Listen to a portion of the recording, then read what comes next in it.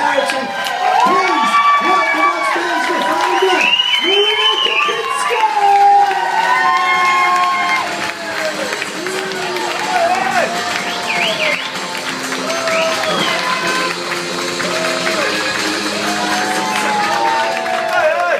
Nobody is as nervous as me, but let me tell you, before I start, I'm going to tell you a story that happened to me one night after a night working here. I went to a private members club, which is one of the joys of my work, really, and being represented by Keith Bishop. How are you, Keith? And, whoa, rock on. And as I went to this private members club, we were sitting at the bar with my gorgeous friend, and there were really famous people there, like Misha Harris, Pippa Middleton, and people like that.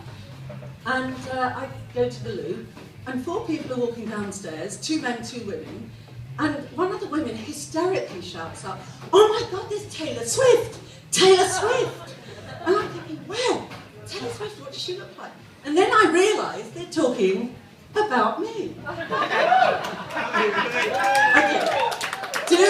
who thinks I look like Taylor Swift? Who doesn't think I look like Taylor Swift? Do you think I look like Taylor Swift? Seriously, come on. You can say no, you don't have to be polite. A little bit, no? You don't have to be nice, no. So, you don't.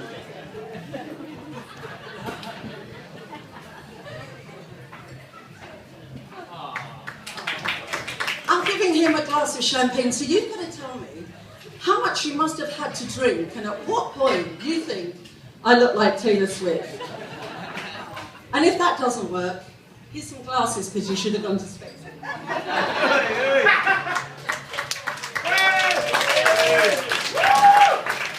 You know, I'm Polish. Kempinska is a giveaway. I know there's one woman here that's Polish, and anybody else behind the bar?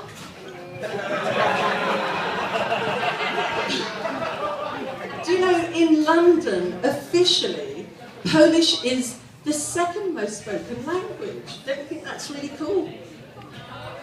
Look, we've come here to save you like you saved us in the Second World War. Get a grip. Anyway, the first spoken language is, of course, Jamaican patois. English is 5th, after Arabic, Romanian, Lithuanian. But I love languages, and I love the history of language.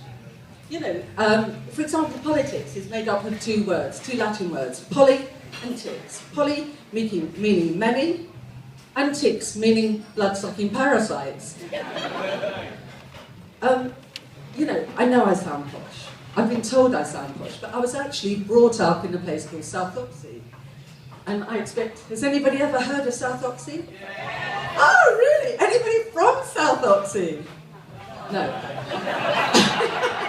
Once you go in, you never come out. Believe me, you think Essex is bad. Essex, women in Essex, I thought they were bad. See the girls from South Oxley. When I was 19 in South Oxley, again I was in a club, and I was, you know, dancing away as you do, and this girl comes striding in, really tall, leggy, gorgeous, and she comes and grabs me by the throat, pushes me through to the wall, and says, "Who the fucking hell are you?" And I said, "Well, Maria." "Yeah, Maria fucking what?" And I said, "Well, Maria Kempinska." And she turns around to my boyfriend, who was her ex-boyfriend, and says, "Bloody posh bird, what are you doing with the posh bird?" And I think to myself, well, actually, those elocution lessons really did work. As I was coming home from the Taylor Swift incident, it was quite late at night, and I had this ring on my doorbell. Quite late, about 1:30 in the morning, and I thought, oh good, I better answer that, could be a booty call, you never know. As I answered it, there was some robbers standing outside. Yeah! So, booty call sending. And as they pushed open the door, smashed it into my face, true story. And somebody said to me afterwards, what did they take from you? And I said, oh, a Picasso painting, a Monet, Dolce & Gabbana handbag, Louis Vuitton shoes, and a Victoria Beckham dress. Well, that's what I told the insurance company girls.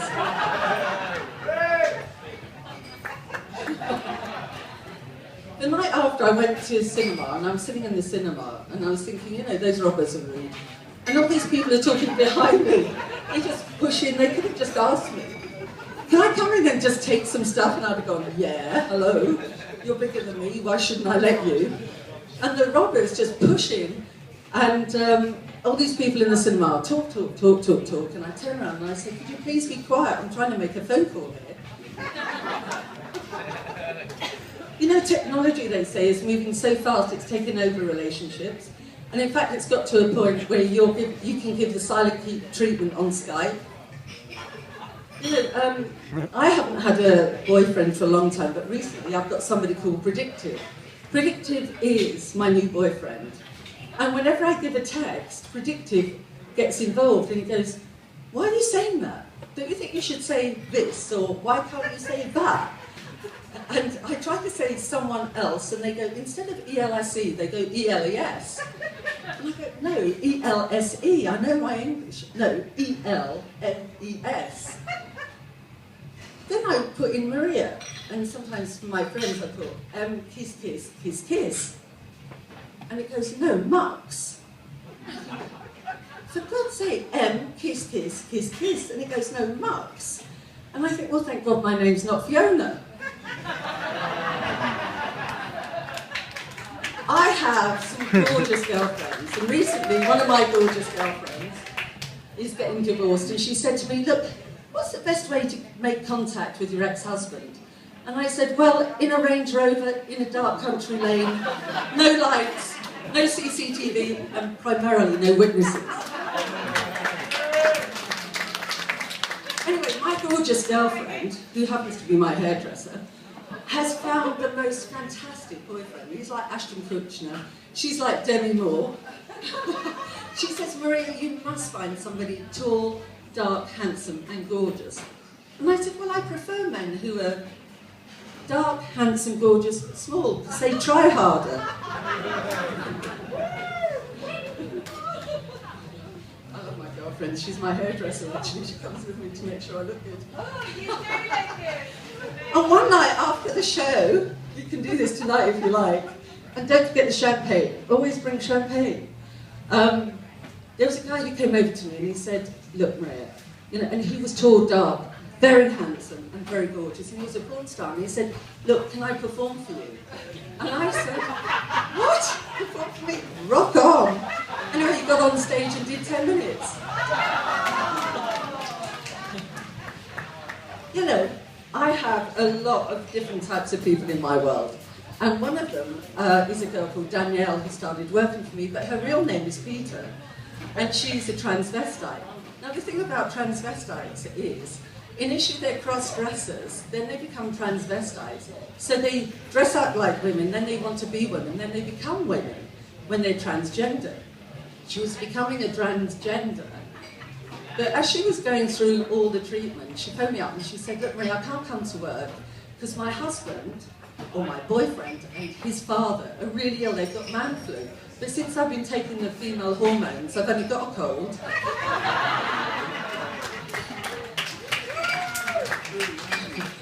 One night, after a long, long, long evening, as this is, had a good time by the way. I went home and I was watching TV, and you know, I'm watching this old film, and this mother's talking to the daughters about to get married, and she says, you know, daughter, you know, my darling, when you get married, you've got to lie back and think of England.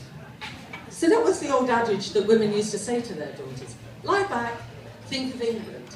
And I thought, well, we're in a different time, aren't we, girls? We've got these inflatable penises, we've got men, real men, we've got all sorts of devices, including Mr. Grey and the handcuffs. And I just thought, what would I do if I was making a film? So I would have to say to the girl, she'd say to her man, look, thrust forward, think of football. Last 90 minutes, score a goal, or a hat-trick if you can. But I think maybe rugby players are better, because at least they go for more tries. Anyway, girls, what you've got to remember, the new chant is, which we've taken from the boys, is come on over if you think you're hard enough. Thank you and good night.